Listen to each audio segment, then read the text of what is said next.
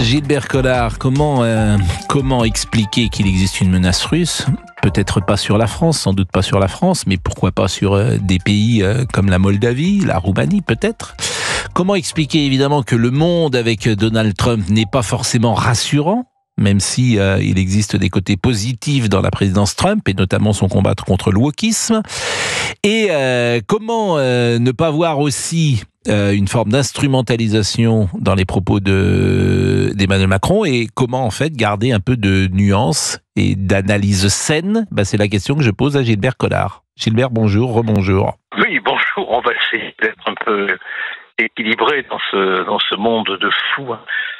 C'est incroyable d'entendre le président de la République dire on est en guerre. Et il ajoute quelque part. La phrase, elle est extraordinaire du point de vue sémantique. On est en guerre quelque part.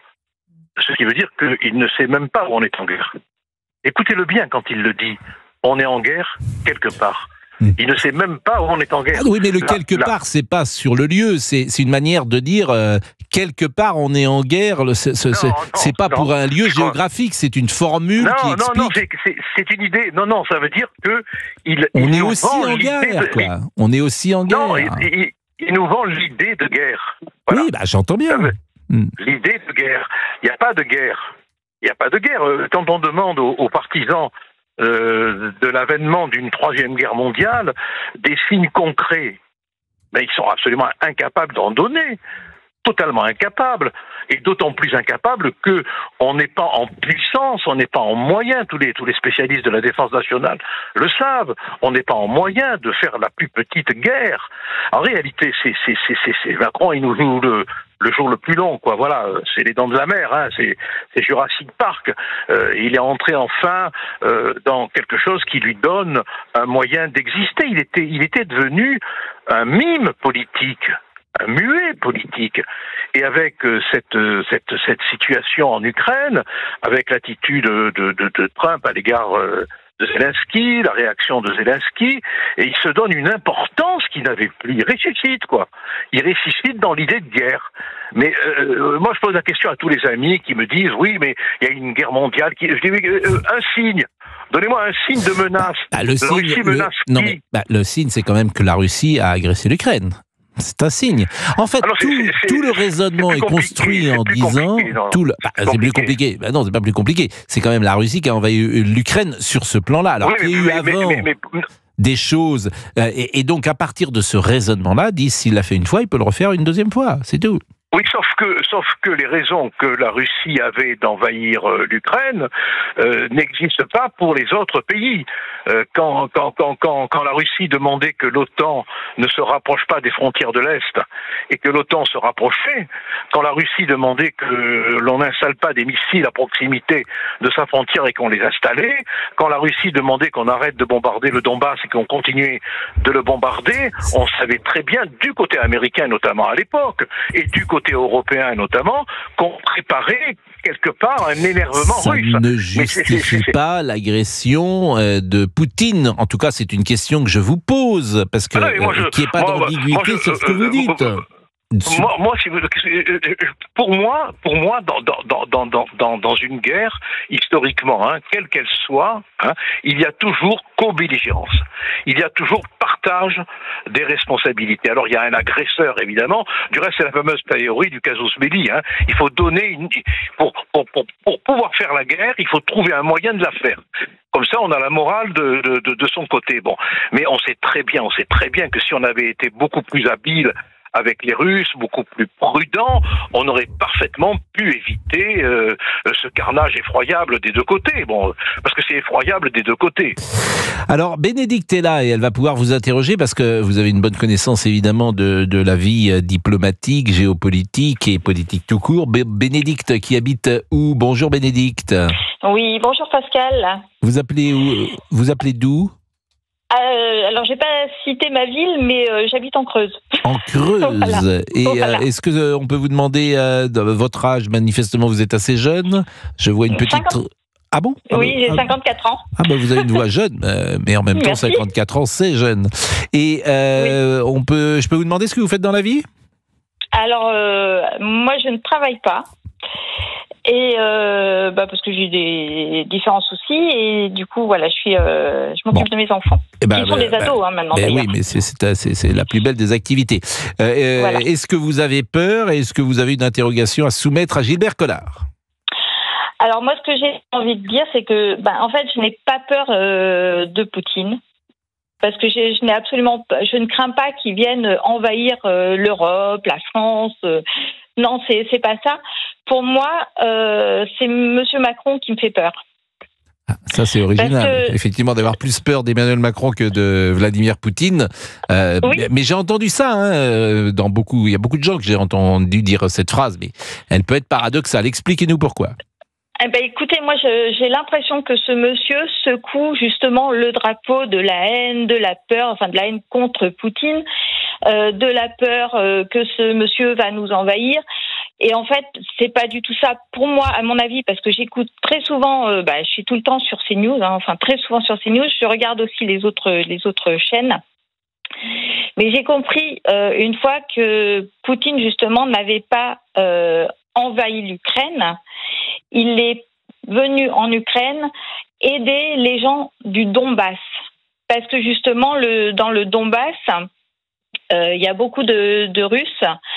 Et les gens qui étaient donc à la retraite, on leur a supprimé leur retraite. Et ça, c'est les dirigeants ukrainiens qui ont fait ça. Et les enfants n'avaient plus le droit à la culture. Alors, est-ce que c'est normal ou pas? Je ne pense pas.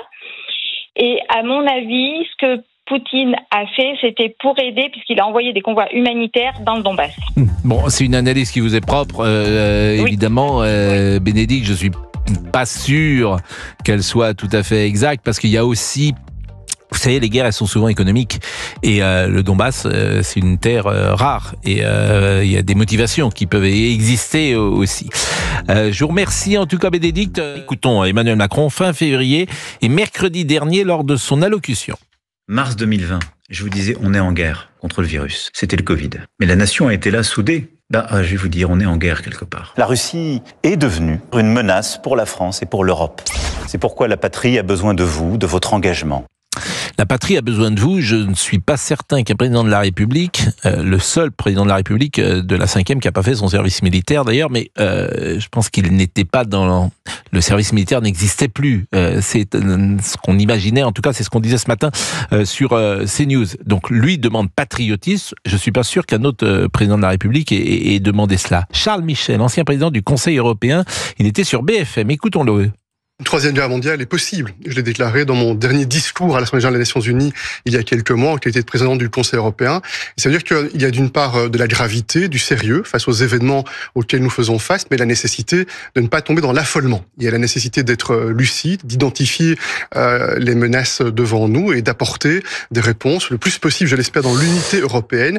La difficulté qu'on a tous, c'est qu'effectivement, d'abord, c'est d'évaluer la menace russe et surtout, comme on est quand même très méfiant, qu'on ne nous fasse pas avaler plus d'Europe en instrumentalisant cette menace russe. C'est ça dont les uns et les autres nous pouvons avoir peur. Le fédéralisme, je ne suis pas sûr que les Français le veuillent. Plus d'Europe, je ne suis pas sûr que les Français le veuillent. Et la tentation avec ceux qui gouvernent, qu'on nomme parfois les petits hommes gris, c'est effectivement de faire passer à travers cette séquence un peu plus d'Europe. Georges Fenech était hier sur CNews. Grande manipulation mentale qui est orchestrée par notre président. C'est-à-dire qu'on est en train d'agiter la peur du char soviétique à Paris sur les Champs-Élysées. Moi, je dis, mais qu'est-ce qu'on attend pour réagir et se réveiller? On veut faire quoi? Allumer un feu? Et quel feu? Pour pouvoir l'éteindre et se maintenir et se présenter comme le grand protecteur de je ne sais quoi? Henri Guénaud, invité ce matin de Sonia Mabrouk à 8h10 sur CNews et sur Europe 1, instrumentalisation de la peur. Il y a une instrumentalisation, encore une fois, peut-être inconsciente de la peur des gens, mais tout ça est très naturel, en fait. La politique de la peur marche toujours. La politique de la peur, c'est la meilleure façon de faire obéir les gens. Mais c'est très dangereux, c'est la pire des politiques. Donc je ne sais pas si le président de la République a une stratégie. Ce qui est sûr, c'est qu'il y a une ivresse du chef de guerre, voilà, qu'on avait déjà vu apparaître au moment de la pandémie. Nous sommes en guerre. Contre le Covid. Contre la Covid. Et vous allez obéir, sinon vous allez tous mourir. Enfin, je caricature à peine. Non, mais c'est intéressant ce que dit Henri Guénaud, parce que moi j'ai le sentiment, c'est Hervé Morin qui, le premier, sur l'antenne de CNews et d'Europe 1, a donné le signal au lendemain de l'allocution d'Emmanuel Macron, c'était donc jeudi matin, et j'ai le sentiment qu'effectivement, si on ne donne pas la parole à Monsieur Morin, tout le monde ne suit pas derrière, parce qu'il faut un peu de courage. Et effectivement, le média Europe 1, le média CNews permet d'entendre ces paroles, et si David Lisnard, qu'on va entendre tout à l'heure, ce matin est aligné là-dessus, c'est parce qu'il a dû l'entendre sur les marchés ou lorsqu'il se promenait dans les rues de Cannes.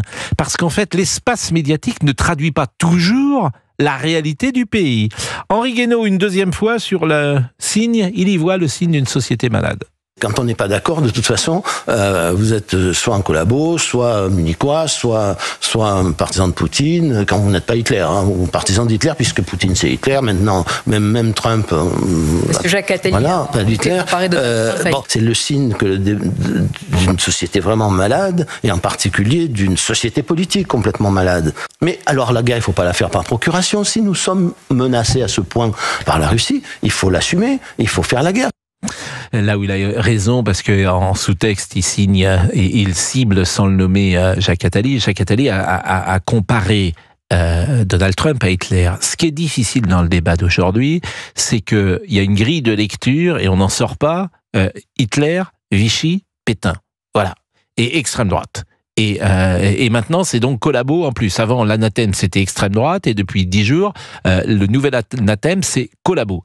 Donc c'est compliqué, cette grille de lecture. Tu n'en sors pas avec un gauchisme culturel, médiatique, qui est présent et que vous entendez matin, midi et soir. David Lisnard, maire de Cannes, avant la pause, c'est la dernière personnalité que je vous propose d'écouter sur l'hystérisation dramatique, selon lui, du moment. Une espèce d'hystérisation, de dramatique alimentée par le président de la République qui voudrait faire croire qu'il y a un risque existentiel sur la France par la Russie. Il n'y a pas ce risque existentiel. Il dramatise les choses, Emmanuel Macron. Oui, bien sûr, mais c'est pas une nouveauté. Enfin, ça fait des années que ça dure sur tous les sujets. Et deuxièmement, une autre polarisation, d'ailleurs, y compris d'une partie de la droite, que je ne suis pas, qui voudrait nier le risque russe et avec une espèce de fascination pour Poutine.